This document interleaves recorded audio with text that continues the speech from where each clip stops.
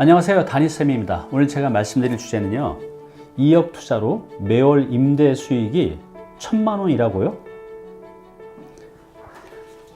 어때요? 그러면 이 제목대로 이게 가능할까요? 요즘 같은 세상에 2억 투자해서 매월 임대 수익이 1,000만 원. 그런데요, 실제로 제 고객 중에 이게 이제 가능할 것이라고 판단하고 또 확인하고 계약까지 하려고 했던 분이 계십니다. 그래서 이제 이분의 사례를 통해서 이게 이제 어떤 내용인지 여러분께 말씀드리겠습니다. 네, 요즘 우리는 예금금리 1%대인 시대에 살고 있어요. 물가는 계속 올라가는데 화폐 가치가 계속 떨어져 가고 있죠. 그래서 내가 갖고 있는 목돈, 또 내가 급여를 모아서 재산을 불려가는 게 현실적으로 어려운 세상이 되어버렸습니다. 그래서 우리는 이제 걱정이 되고 두렵지만 투자나 재테크를 하려고 노력을 많이 하죠. 그런데 여러분들의 그런 심리를 이용해서 곳곳에서 덫을 놓고 부동산 사기를 치는 사람들이 많이 있습니다. 제 그 상담 고객 중에서도 한 20% 이상이 이런 이제 잘못된 투자를 통해서 손해를 보신 분들이 이제 많이 상담을 오십니다. 재테크 투자는 반드시 필요하지만 우리가 이제 투자를 할 때 이런 부분에 우리가 꼭 주의를 해야 되겠습니다. 네, 그럼 이제 지금부터는요, 실제로 2억을 가지고 월 1,000만 원의 임대 수익이 가능할 거라고 믿었던 그분의 사례를 통해서 우리가 이제 조심해야 될 것들에 대해서 알아보겠습니다. 이제 그분이 이제 인천에 있는 이 건물을 이제 매입을 하려고 했습니다. 이게 7억에 나왔대요. 매가가 7억.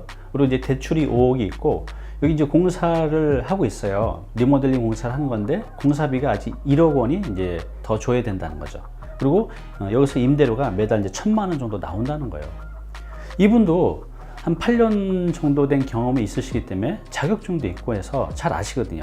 그래서 나름대로 이것저것 조사를 해봤는데 문제가 없었다고 이제 판단하는 거죠. 이 사람이 뭔가 이렇게 좋게 보면요, 이 단점을 잘 못 보는 것 같아요.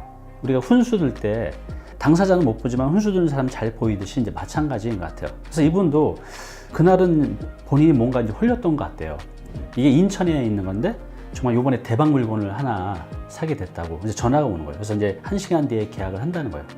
제가 그때는 인천에 있었거든요. 이게 상식적으로 제가 이해가 안 되는 거예요. 그래서 제가 걱정이 돼서 계약하지 마시고 잠깐만 기다려 주세요 라고 하고 제가 빨리 갔죠. 가서 확인했더니 하자가 많은 겁니다. 만약 이분이 그때 이거를 계약했다고 하면 이제 큰 이제 손해를 볼 수가 있었던 거죠. 그 내용이 뭔지 한번 이제 보겠습니다. 우리가 이제 수익형 부동산을 거래할 때는요, 세 가지를 동시에 체크를 해야 됩니다. 그게 뭐냐면요, 법률적인 사항도 체크를 해야 되고요, 또 경제적인 사항도 체크를 해야 되고, 또 물리적인 사항, 이 세 가지를 동시에 다 체크를 해야 됩니다. 이 중에 하나라도 하자가 있게 되면 우리가 문제가 생길 수가 있는 겁니다. 투자할 때. 여기 보면 이제 법률적인 부분은 뭐냐면, 예를 들어서 뭐 건물의 용도, 뭐 유치권, 불법 건축물에 대한 사항, 또 계약 관련 사항, 또 소유권에 대한 사항, 또 기타 타 법에 관한 사항들, 그리고 우리가 자세히 검토를 해야 됩니다.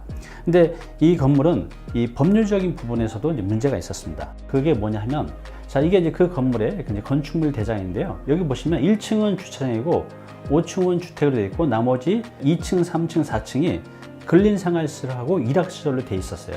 근데 이걸 팔 때 저분들이 컨설팅 업체에서 이게 원룸이라고 그랬거든요. 소개해준 업체. 그래서 이분이 질문했더니 이분이 네, 그래서 이거를 용도 변경을 하고 있어요 라고 해서 용도 변경했다는 걸 이렇게 보여주는 거죠.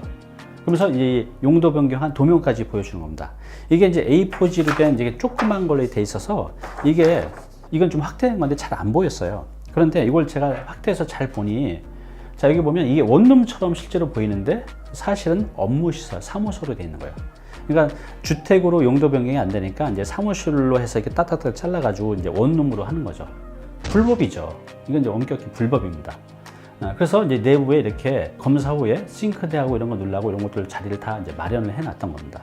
이거 말고도 이제 불법적인 사항들이 이제 많이 있었습니다. 또 우리가 물리적으로 이제 건물의 이제 물리적인 상태를 말하는 겁니다. 냉난방은 잘 되어 있는지, 단열 상태는 좋은지, 엘리베이터는 있는지, 또 설비 상태는 좋은지, 방수나 또 도시가스 인입 여부들, 이런 이제 물리적인 부분도 우리가 기존 건물을 매입할 때 이제 체크를 해야 되는데, 이런 부분에서도 이 건물이 문제가 있었어요. 어떤 문제가 있었냐면, 이게 이제 계단인데요. 1층에서 본 겁니다. 그래서 1층에서 5층까지 쭉 올라가는데 보면, 여기 보면 물이 흐르고 있죠. 건물의 외벽으로 어떤 문제인지 모르지만 이제 물이 이제 오랫동안 샌 흔적이 있던 겁니다. 방수가 깨진 거죠. 그러니까 이런 상태에서는 건물 전체에 대해서 문제가 있다 보니 방수를 잡는데도 많은 비용이 들어가고 또 현실적으로 어려운 거죠. 그리고 여기 이제 엘리베이터가 있던 자리인데요. 이 건물이 어떤 이유인지 모르지만 오랫동안 방치가 돼 있었던 것 같아요. 그래서 실제로 이 엘리베이터가 안에 없었던 거예요. 어떤 이유인지 모르지만 엘리베이터를 뭐 누가 가져간 것 같아요. 이게 그래도 다 철이니까 뭐 고물상이든 어디든 가져간 것 같습니다. 그러니까 내부에 이게 엘리베이터가 없는 거죠. 그냥 겉에만 저렇게 해서 그냥 방만 이제 쪼개 놓은 거예요.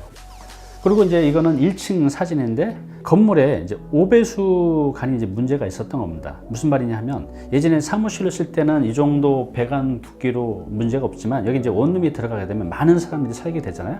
그러면 이 얇은 배관으로 오배수 처리가 안 되는 거죠. 역류가 될 수 있다는 겁니다. 그러니까 이 건물은 도시가스도 안 들어왔거든요. 그러니까 이제 전기로 난방을 해야 돼요. 그러니까 이렇게 이거는 물리적으로 이제 많은 이제 문제가 있었던 겁니다. 자, 그리고요. 이제 우리가 이제 경제적인 부분을 또 판단을 해야 되거든요. 그래서 임대 수익률은 얼마나 되는지, 또 수입의 안정성은 있는지, 또 공식률, 또 수요와 공급, 대출이자, 또 이제 미래 가치. 우리가 이제 이런 것들을 통해서 내가 투자하려는 이 부동산에 이 경제적인 가치가 있는지를 이제 판단을 하잖아요. 근데 아까 그 고객께서 2억으로 월 1,000만 원을 벌 수 있다는 그런 나름대로의 이제 판단을 가지고 매입을 하려고 했던 거죠. 근데 이제 문제가 있었습니다.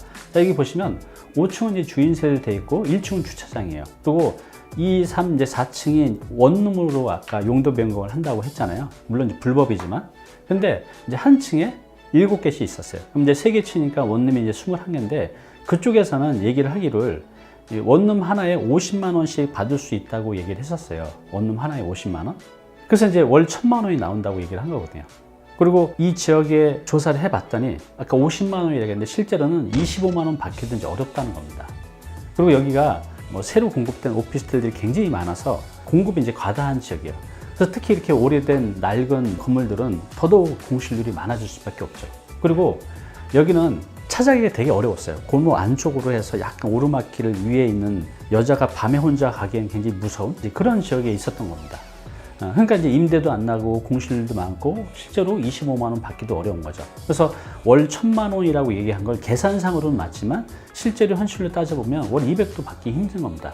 그래서 이 건물은 이렇게 이 법률적으로도 문제가 있었고요. 경제적으로도 문제가 있었고 물리적으로도 많은 문제가 있었습니다.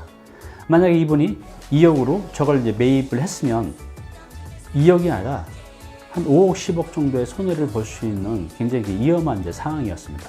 그래서 결국은 그날 이걸 확인하고 이제 계약하지 않고 이제 같이 돌아왔는데 큰일 날 뻔했죠, 정말. 오늘 당신께서 해야 할 일이 있습니다.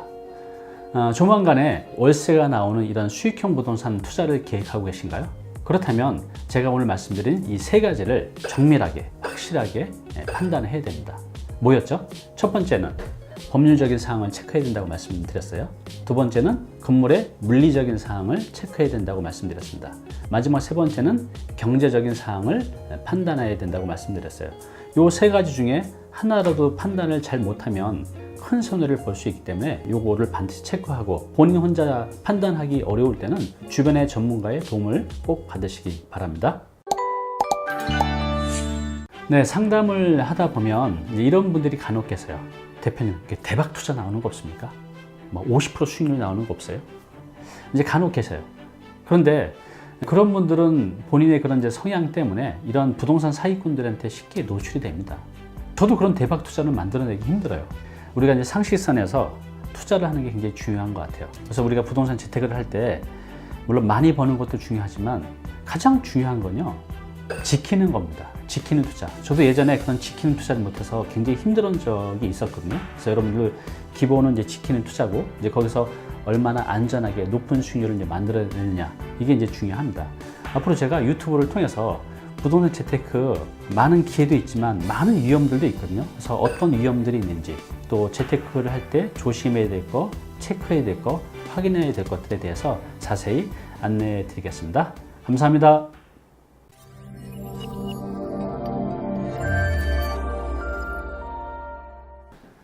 네, 오늘 정보 도움이 좀 되셨나요? 앞으로 이런 정보 계속 받아보실 분은요, 여기 구독, 부탁드리고요.